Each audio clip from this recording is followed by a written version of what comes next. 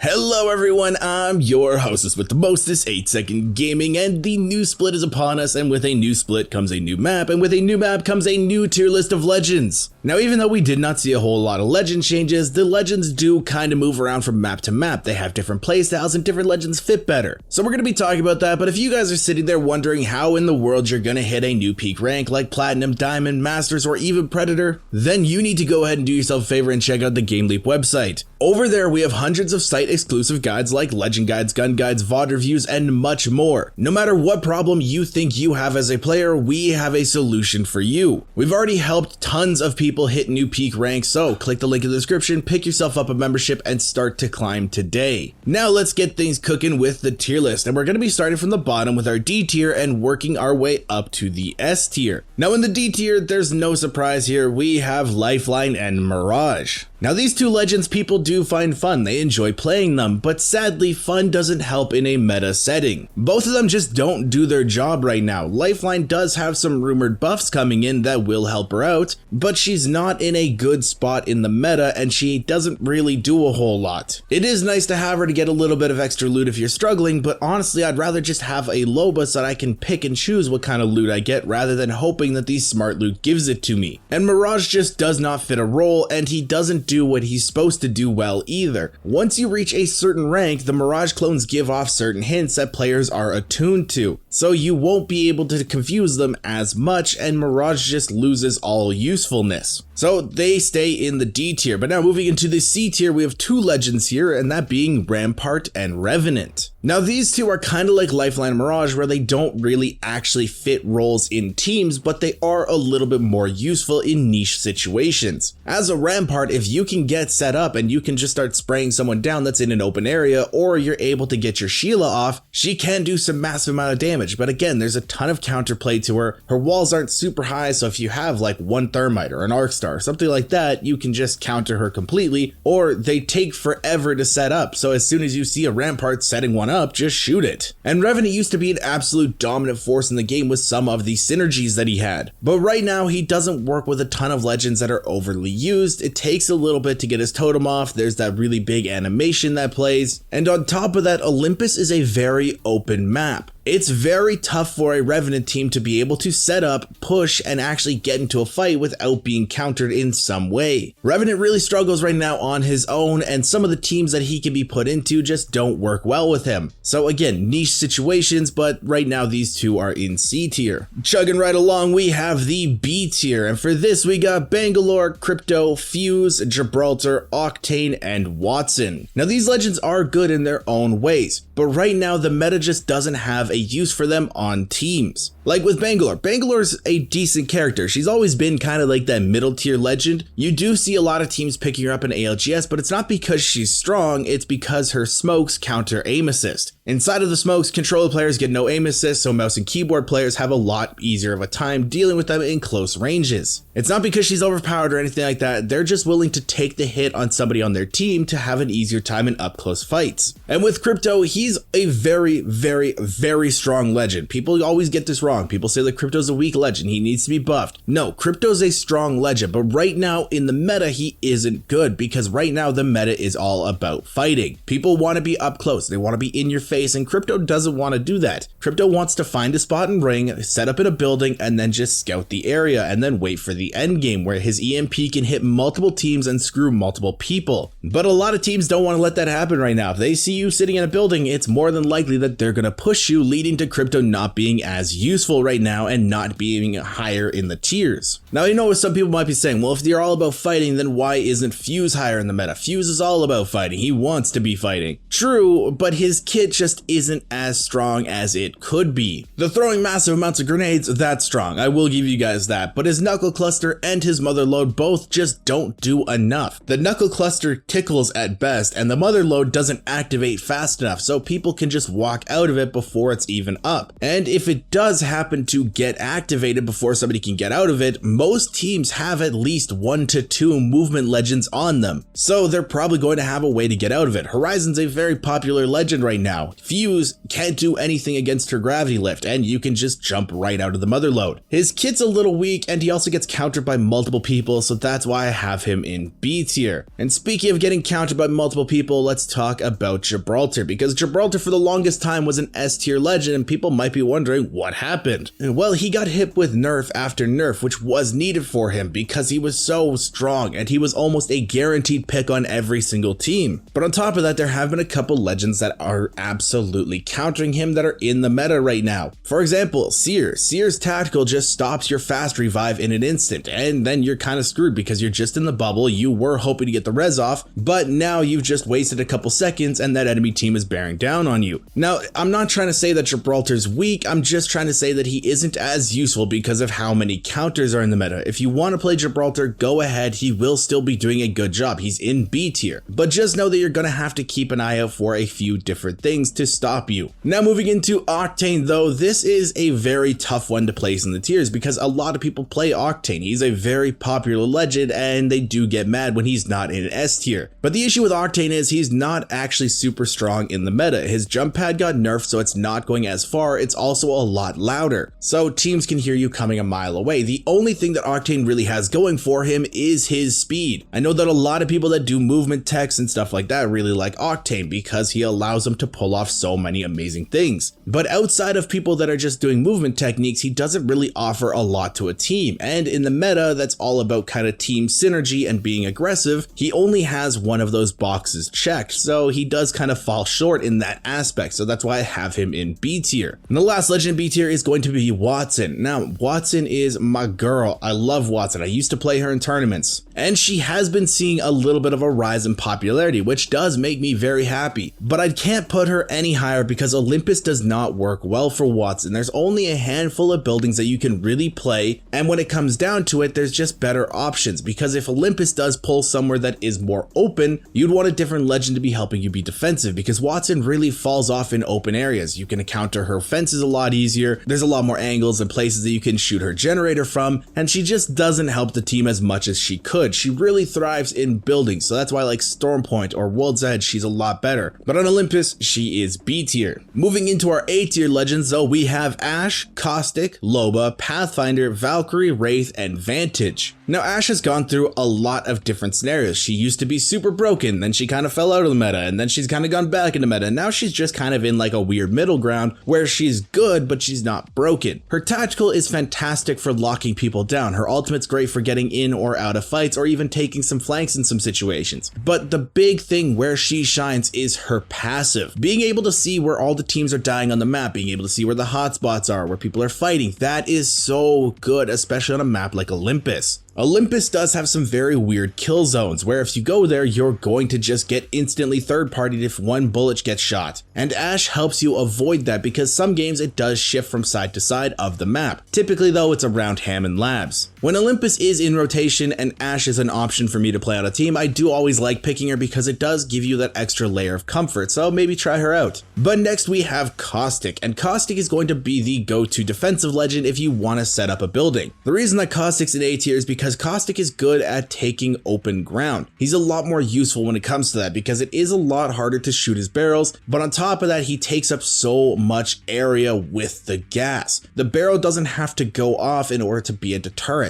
And when it comes to taking a building, Caustic is so good at holding them down. He can stall out teams forever with his gas and make it so that another third party comes, wipes them out, and then you can just stall that third party until the cycle continues and you're getting free placement points. Caustic is hands down the best defensive legend to go for if you want one this split. But next up we have Loba, and Loba is the better legend to get if your team wants more loot. Olympus does have this weird thing where the POIs have a lot of loot in them, but they're kind of packed together, but the loot is spread out. And if you don't know what I'm saying with that because it is kind of confusing, just picture Oasis. Oasis has a ton of loot, but in order to go from one side of the building, go all 3 floors, then go down into the little basement area, get all the loot over there, then go back into the other building and go through all the floors on that one, one, those buildings aren't super spread apart, but it takes a ton of time to go through them all. But with Loba, you can just kind of cut out the middleman, throw down her black mark in the middle, reach everything, and you're perfectly fine. And like I said when I was talking about Lifeline, you actually get to choose what gear you're grabbing with Loba, and you don't have to hope that it just shows up. But next up we have Pathfinder, and Pathfinder's been in a weird spot for quite a few seasons now. He doesn't really have a whole lot going for him other than his movement, and his movement is also very limited by his cooldowns. If you hit a good grapple, you are punished for it. But Olympus has a lot of really weird differences in height, especially in some areas like around Hammond Labs, and Pathfinder's zipline can help your team get around that a lot more easier than other teams can. Now hopefully next season with the classes redesign, he does get some new stuff going for him and he becomes a lot better of a legend, because I do miss the Pathfinder meta. But for right now, he can only really stay in A tier. So next up, let's talk about Valkyrie, and Valkyrie is another one of the legends that was really strong but now is just kind of there. She's a really good option for team play, especially if you don't know what your team wants to do. If you want to play circle, if you want to play hybrid, if you want to play zone, she's a good option because she can get your team out of situations a lot easier. But I was actually kind of debating her dropping down to B tier because on Olympus, there's not a whole lot of spaces that you can use her ult effectively. If you're on the side of the map by gardens, there's not a whole lot you can do with her. You can go to grow towers or you can go to rift, but you can't really go into the middle of the map because it's blocked off by all those roofs. You are kind of limited with her, and again, the map is very open. There's a lot of really good sight lines that Olympus has, so Valkyrie has a lot of a tougher time getting her ultimate off, and you can also get beamed very easily. But I did kind of think about it a little bit, and I do think that she still deserves a spot in A tier. But now moving into our next legend, let's talk about Wraith. Now Wraith is just a good legend all around. She's a very solid pick, but right now she just doesn't have the same effect in the meta that she used to. There's been quite a few nerfs to her, the playstyles have shifted, and she's just not as picked. Is she still good? Yes, but she's just not effective in the meta, and if you're not effective in the meta, like I said with Crypto, you just can't be placed any higher. She still does her job and does her job well, and she does stuff that other legends can't do, but right now there's just better options than her, so that's why I have her in A tier. And now moving to our next legend, we have Vantage. Now I always have been a fan of Vantage. People have kind of had mixed opinions on her, but I've always think she's a strong legend. She has some pretty good movement, she has some pretty good scouting, and she also has a third free gun. And Olympus has tons of open sightlines for sniper rifles that you can abuse. As a Vantage player, you can be picking up a ton of easy free kills and just be on your way and not wasting any of your ammo. I've always thought Vantage was a good legend. I do think she's a solid A tier pick, and if you guys are looking to try a new legend, maybe try Vantage. But now let's move into our secretly broken tier. These are the legends that are going to be flying under the radar a little bit, and one that you might want to look to pick up. And in the past, there's only really been one legend in here, but actually for this split, I have two, and that is Mad Maggie and Catalyst. Now Mad Maggie is just an absolute beast right now, and a lot of people don't see it. Her Wrecking Ball just absolutely obliterates a lot of defensive capabilities, and her Riot Drill makes it so you can't play a whole lot of space. And in Olympus, there are a lot of buildings that have limited space that you can just take away from people. And I'm gonna sound like a broken record here, but Olympus has a lot of really open sight lines. Mad Maggie's Wrecking Ball can help you get around those because you do get a very nice speed boost. Your entire team can get the speed boost, and you can be from point A to point B very effectively. And if you also throw it straight at a team, they're going to be trying to avoid the Wrecking Ball, so they're not going to be looking at you, and you are able to push up potentially for free or taking less damage than you would. She's a great offensive legend, and if you're able to incorporate her into your team, she will be doing wonders for you. But now the defensive legend that I have here is Catalyst. Now a lot of people have been saying Catalyst is underwhelming. They said that she needs a buff, but I actually think she's super strong, and I've been playing her a ton this season. She has so many good abilities that can help you cut off certain spots in fights and take area away from teams while you're doing it. I can't tell you how many fights I've won because I've thrown my spikes down in good positions, and I'm able to cut teams off so that I have 1v1s instead of 1v3s. And the one big thing about her that I think is going to be amazing is her ultimate. Now say it with me guys, Olympus has a lot of open sight lines, and some end games pull to those spots, and it usually comes down to one team being lucky and having one little rock to play. But with Catalyst, you just throw up a wall in between you and the two enemies. That way they can't see you, they can't really be shooting you, and they are then forced to look at the team that's right beside them and fight them, leading you to potentially getting a second or even a first place that you shouldn't have gotten. She's going to be amazingly strong this split, and I really can't wait to play her a lot in ranked. But now let's move into our S tier legends, the broken ones, the ones that you are going to be wanting to abuse this split. And for this we have Bloodhound, Horizon, Newcastle, and Seer. Now Bloodhound did kind of fall in the meta a little bit when Seer became as strong and used in the meta as he was. But right now a lot of players are switching to Bangalore to counter the controller players. And Bloodhound counters Bangalore, and also Bloodhound has a lot easier of a time scanning areas than Seer does. Seer does have constant wall hacks with his passive, but it's a little bit harder to track down, a little bit harder to call out than Bloodhound just scanning. Bloodhound also has a very fantastic offensive ultimate, where you get a very nice speed boost, your scans are on a lower cooldown, and you're just an absolute beast. So Bloodhound has actually moved back into the S tier. Now Horizon is still Horizon, she's still very strong. If the nerfs actually do come back into her where she's not going to be accurate on the gravity lift anymore, then we might actually see her fall out of S tier and even go potentially into B tier. But her gravity lift is still strong, her black hole is still strong, she's still a good legend. If you're playing Horizon, continue to play her. Now next up we have Newcastle, and another one of those legends that is just kind of there that nobody wants to play, but he is busted. He has so many different forms of cover to be pulling out for his team. He has his passive to create a little knockdown shield for his team while reviving. He has his tactical that can move around while you're pushing somebody. And he has his ultimate to create a fortress where you did not have any cover. And like I said when talking about Catalyst, a lot of Olympus endgames pull to spots that like the tiniest little bit of cover can help you win. And if you're playing Newcastle, you can slam it down pretty much right where the circle is going to end, and your team will be perfectly fine, and you can then win the game because you're the only team that has any form of cover. I'm going to come out and say it right now, Newcastle will win you guys games if you can pick him up and play him properly. Now the last legend in S tier is Seer. Obviously, he's still very strong, the nerfs have not come out yet, but his heirloom is out, and you know, Respawn does like to nerf people after the heirlooms come out, so maybe in a little bit we won't see him be as strong. But for right now, he is a very good legend. He's very good at fights because he can just constantly see where people are. He's good at stopping heals,